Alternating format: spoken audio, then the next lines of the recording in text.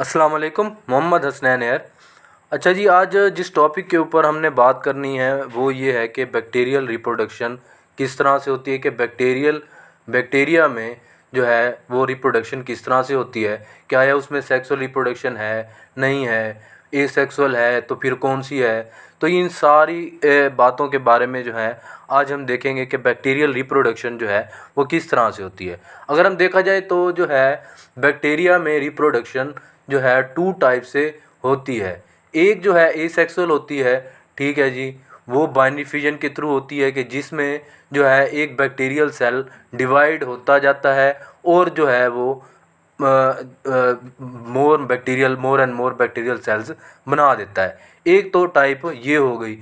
दूसरी टाइप वो होती है सेक्स लाइक रिप्रोडक्शन, के मतलब ये सेक्सुअल तो नहीं होती, सेक्स लाइक होती है। किस तरह से? क्योंकि इसके अंदर जेनेटिक वेरिएशन हो रही होती है, ठीक है। मगर जो एसेक्सुअल होती है, जो बाइनरी फिजन मैंने बताया है, वो एक ही सेल से डिवाइड होके दूसरे सेल डॉटर सेल्स बनते हैं। अब जिस सेल से डिवाइड होंगे, जाहिर सी बात है कोई नया जेनेटिक मटेरियल तो उनके पास आया नहीं है, तो वो सेम टू सेम वही जेनेटिक मटेरियल नेक्स्ट भी ट्रांसफ़र हो जाएगा और किसी किस्म की वेरिएशन देखने को नहीं मिलेगी।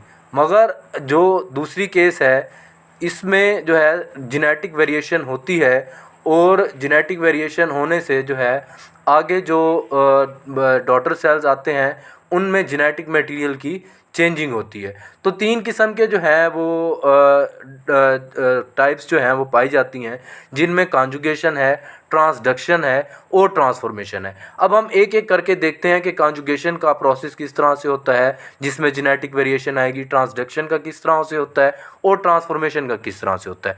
सबसे पहले हम देखेंगे जी कॉन्जुगेशन क्या होता है। The transfer of genetic material from one bacterial cell to another by conjugation tube is known as conjugation.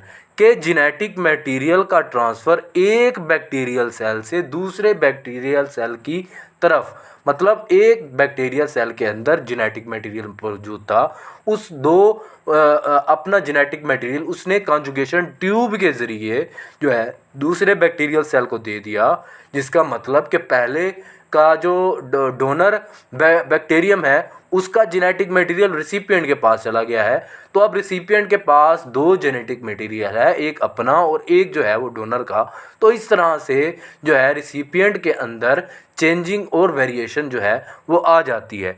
The process of conjugation was first discovered by Edward Tatum and Lederberg in 1946 in E coli Escherichia coli में। तो ये scientist का नाम है और ये बताया गया है कि किस साल में जो है उन्होंने इसको डिस्कवर किया। जिस तरह मैंने आपको बताया था कि दो किस्म के होता है, ये है एक डोनर बैक्टीरियम सेल और ये है रिसिपिएंट। इनके दरमियान जो है ये मौजूद है कॉन्जुगेशन ट्यूब। अब ये कॉन्जुगेशन ट्यूब एक जो है बैक्टीरियल सेल से दूसरे बैक्टीरियल सेल की तरफ आ गई है, ये कॉन्जुगेशन ट्यूब की फॉर्मेशन हो गई है जी। उसके बाद हमने क्या देखा कि जो रिसिपिएंट था उसमें जो है ये प्लाज्मिड मौजूद नहीं है, मतलब उसके पास अपना तो क्रोमोसोमल डीएनए है, एक्स्ट्रा क्रोमोसोमल डीएनए जो प्लाज्मिड है वो बैक्टीरियल सेल के पास मौजूद नहीं है। इस थर्ड को अगर हम देखें तो ये इसमें क्या हो रहा है कि कॉन्जुगेशन ट्यूब फॉर्म हुई है जो इधर मिल रही थी आपस में, और उसके बाद इसने अपना प्लाज्मिड का कुछ हिस्सा जो है वो इस बैक्टीरियल सेल को ट्रांसफ़र कर दिया है। तो नेक्स्ट जो दो बने हैं डॉटर सेल्स, या कहें कि ये तो पुराने वाला ओल्ड डोनर हो गया और ये न्यू डोनर, इन दोनों के पास अब जो है प्लाज्मिड की मौजूदगी है, क्योंकि जो है डोनर ने रिसिपिएंट को अपना जो है जेनेटिक मटेरियल दिया है, इस वजह से जो है दोनों के पास आ गया है। अब जब ये दोनों के दोनों चाहे जो है कॉन्जुगेशन आगे करें या फिर ना करें, या फिर बाइनरी फिजन के थ्रू भी अगर जो है ये डिवाइड होते हैं, तो भी इनके पास जो है same to same genetic material मौजूद होगा। तो ये सेम इसी तरह ये दिया गया है जी, एक ये डोनर है, ठीक है जी, और ये रिसिपिएंट है। रिसिपिएंट में जो है genetic extra chromosomal DNA plasmid की मौजूदगी नहीं है, मगर बैक्टीरियल सेल में जो डोनर है उसमें तो है, और जो कॉन्जुगेशन ट्यूब फॉर्मेशन होगी और वही प्रोसेस जो है वो यहाँ पे भी हमें देखने को मिलेगा। अब नेक्स्ट जो आता है जी ट्रांसडक्शन, कि ट्रांसडक्शन का प्रोसीजर क्या होता है? The transfer of genetic material from one bacterium to another bacterium through third agency या bacteriophage is called as transduction. कि अगर तो जेनेटिक मटेरियल जो है एक बैक्टीरियोफेज, अब पहले हमें ये देखना होगा कि बैक्टीरियोफेज होता क्या है। नाम से ही ये जाहिर हो रहा है कि बैक्टीरियो मीन बैक्टीरिया और फेज मीन ईटर, ऐसा वायरस जो कि किसी बैक्टीरिया को खाए या फिर उसको कहें कि उसके ऊपर फीड करे, तो उसको हम बैक्टीरियोफेज कहते हैं। तो अगर वो उस बैक्टीरियोफेज के थ्रू जेनेटिक मटेरियल बैक्टीरियम का एक बैक्टीरियम का दूसरे बैक्टीरियम की तरफ जा रहा है, तो इस प्रोसेस को हम क्या कहते हैं?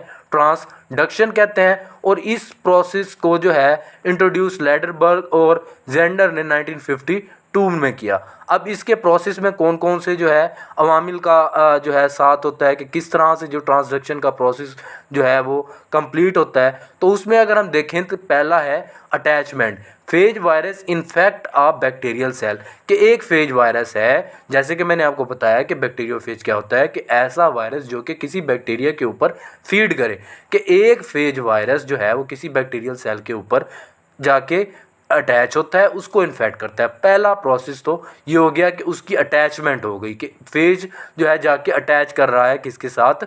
बैक्टीरियल सेल के साथ। अब दूसरा हम आते हैं कि जी पेनिट्रेशन, कि अब उसने जो है अटैचमेंट तो कर ली। अब जाहिर से बात है कि वायरस का भी तो अपना जेनेटिक मटेरियल है, तो वो अपना जेनेटिक मटेरियल क्या करेगा? बैक्टीरियल सेल के अंदर इनकॉर्पोरेट कर देगा, ताकि वो बैक्टीरियल सेल की मशीनरी को क्या कर सके? अपने काबू में कर सके, और काबू में करने के बाद वो अपनी ही कॉपीज़ को मल्टीप्लाई करे।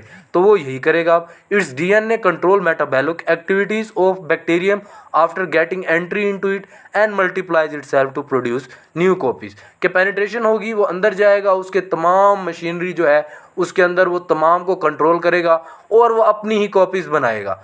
जो फेज वायरस है, मल्टीपल कॉपीज़ बनती जाएंगी, वो मल्टीप्लाई जो है वो होता रहेगा। During multiplication some of the daughter viruses take up fragments of the bacterial DNA, thus contain their own DNA and a little bit of DNA of bacterial cell।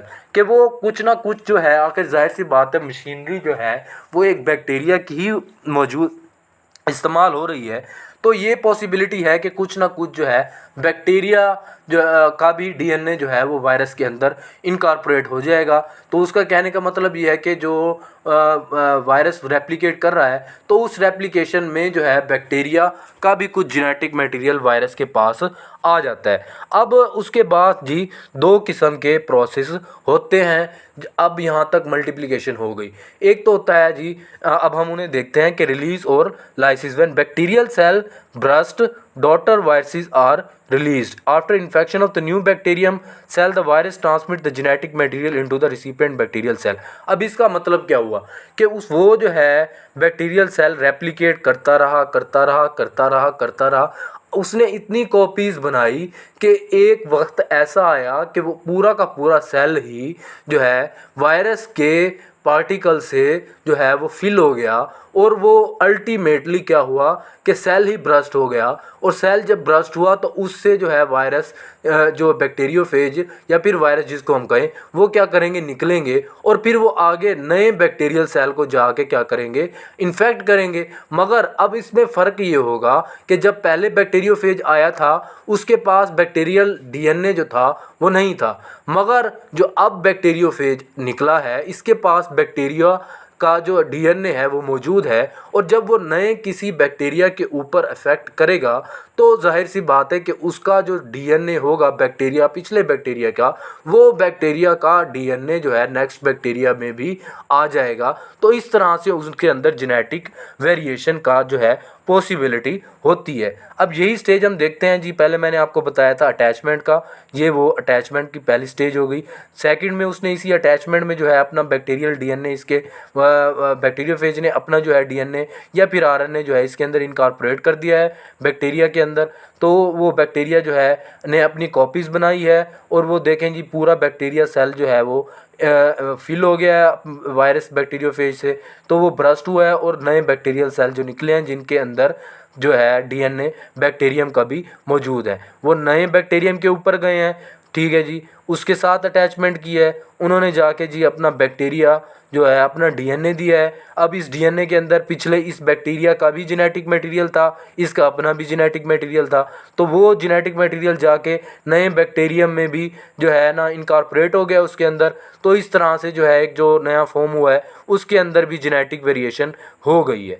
अब जी third और लास्ट जो जिसके through genetic variation bacteria में आती है वो ये है कि जी ट्रांसफॉर्मेशन का प्रोसेस क्या होता है। The transfer of cell free और naked DNA from one cell to another cell is called transformation.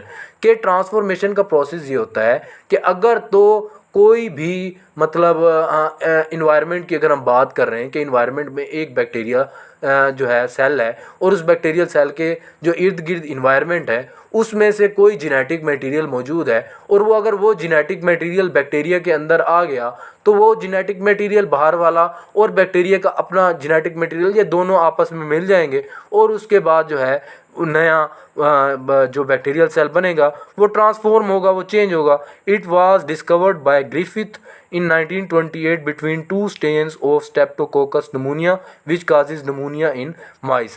कि इसे ग्रिफिथ ने जो है वो इजाद किया था या डिस्कवर किया था जबकि वो स्टडी किसके ऊपर कर रहा था, स्ट्रेप्टोकोकस नमूनिया जो कि नमूनिया काज करता है माइस में।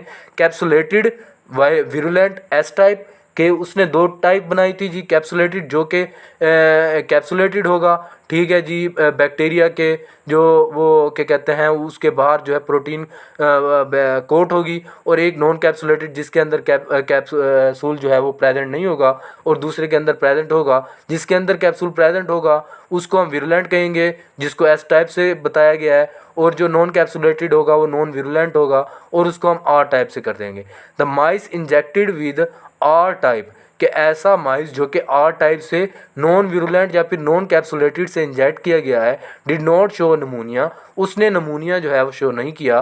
वाइल लिविंग एस टाइप उसके बरक्स जो है लिविंग एस टाइप जिन माइस के अंदर इनकॉर्पोरेट किया उन्होंने नमूनिया डेवलप किया और अल्टीमेटली उनकी जो है वो डेथ काज हो गई। अब जैसे कि इस जो है पिक्चर में हम देख रहे हैं कि जी पहला जी रफ स्ट्रेन है, नॉन विरुलेंट है, रफ स्ट्रेन है मगर वो क्या है नॉन विरुलेंट है। वो जब इनकॉर्पोरेट हुआ माइस में तो माइस जिंदा रहा क्योंकि वो नॉन विरुलेंट था, उसमें ये कैपेबिलिटी नहीं थी कि वो जाके आगे इन्फेक्ट करता। तो दूसरा है जी स्मूथ स्ट्रेन है मगर वो क्या है विरुलेंट है। विरुलेंट स्ट्रेन जब आई माइस में तो उसके पास तो कैपेबिलिटी है कि वो माइस के ऊपर अफेक्ट करेगी और नमूनिया जो है वो काज होगा। जब नमूनिया काज होगा तो अल्टीमेटली जो है वो माउस की डेथ भी होगी। अब तीसरी स्टेज में ये हुआ कि हीट किल्ड स्मूथ स्ट्रेन के जो है उसने अब क्या किया साइंटिस्ट ने कि एक नई पैरामीटर दिया कि उसने हीट को भी जो है इसके अंदर किया गया, तो जिसके ज़रिए जो स्मूथ स्ट्रेन थी वो तो जो है वो उनकी एफिकेसी ख़त्म हो गई और जब वो इनकॉर्पोरेट हुए तो फिर जो है वो माउस ज़िंदा रहा और उसमें नमूनिया की किसी किस्म की जो है वो अमल दखल नहीं रहा। अब दूसरा उसने क्या किया कि रफ स्ट्रेन को भी जो है उसमें इनकॉर्पोरेट किया और उसके साथ हीट किल्ड स्मूथ स्ट्रेन को भी जो है दोनों को इकट्ठे किया।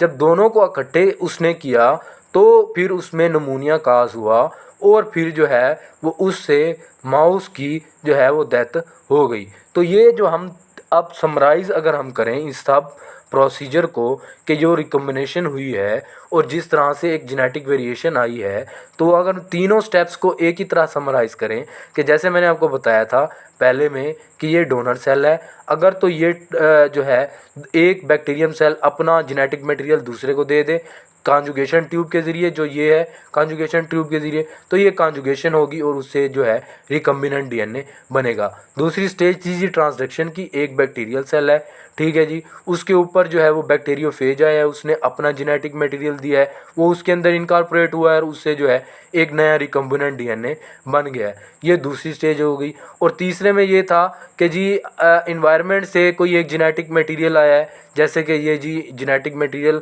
एंटर हो रहा है बैक्टीरियल सेल के अंदर, वो बैक्टीरियल सेल के अंदर रहा और उसने ट्रांसफॉर्मेशन की और जिसकी वजह से जो है रिकम्बिनेंट डीएनए बना और उसने जो है वो जाके प्लांट के ऊपर बैक्टीरियल सेल के ऊपर अफेक्ट किया।